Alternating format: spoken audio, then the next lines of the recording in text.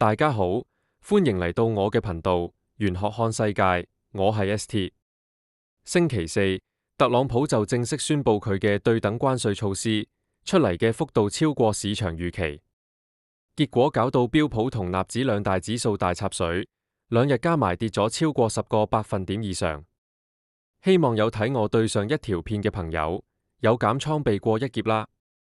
佢喺白宮玫瑰園嘅草地上，攞住張超大嘅硬卡紙，上面就列晒對唔同國家徵收嘅關稅。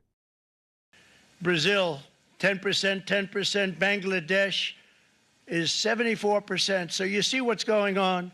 Pakistan 中國34%，歐盟20%，印度26%，日本24%，越南46%，英國10%，新加坡10%。美國作為全球最大經濟體，無論關稅最後對產品需求影響幾大，大家出口去美國嘅份量都依然係好大。尤其對一啲比較細嘅經濟體嚟講，咁新加坡10%關稅，係咪就代表住佢有好大潛力去利用關稅差距多做貿易呢？如果可以好好利用呢個關稅差距，新加坡嘅貿易、顧問甚至金融服務都有機會火起嚟。就算吸收唔晒所有轉口貨，都應該分到一大嚿相對高端產品嘅貿易。照咁推斷，英國其實都有機會分享到呢個新關稅政策帶嚟嘅紅利。咁背後原因係咩呢？係因為一，特朗普政府特登留個貿易窗口，可以隨時收緊或者放鬆，定係二，官員為咗方便，乾脆用條簡單公式去計每個國家嘅稅。老實講，我哋無需要去估。我今次會從玄學角度出發，研究下2025年新加坡嘅貿易、金融、顧問服務，甚至整體經濟係咪真係有機會旺起嚟？同埋呢種狀態可以維持幾耐？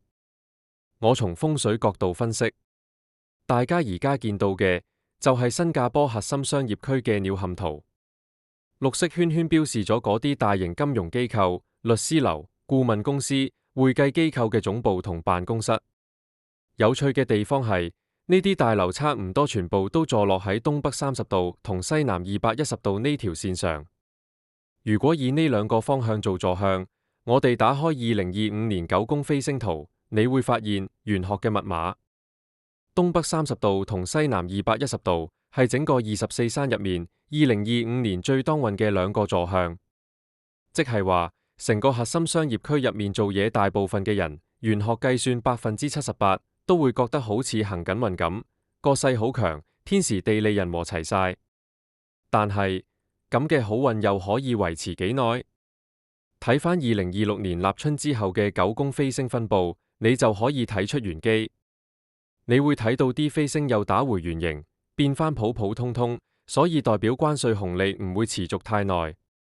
總結嚟講，美國呢個新嘅關稅政策會為新加坡帶嚟一段短暫但相當強勁嘅紅利期，估計大概會維持1年至1年半左右。至於英國，我哋有機會再講啦。